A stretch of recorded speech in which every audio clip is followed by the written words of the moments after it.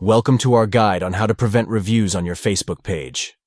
In this tutorial, we will walk you through the steps to disable the review feature on your page. To begin, open the Facebook app and log into your account. Once logged in, tap the menu icon, denoted by 3 horizontal lines. Scroll down and select Pages from the menu. Next, switch to the specific page where you want to prevent reviews by tapping the down arrow next to your profile photo at the top of the screen.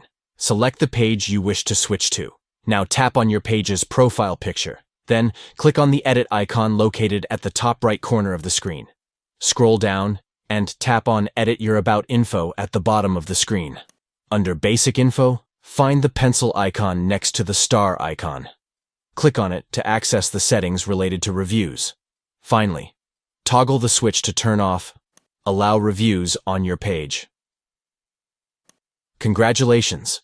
You have successfully disabled reviews on your Facebook page.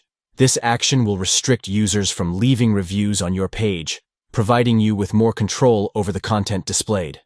Thank you for watching. We hope this guide has been informative and helpful in managing the review feature on your Facebook page. Stay tuned for more valuable tips and tutorials.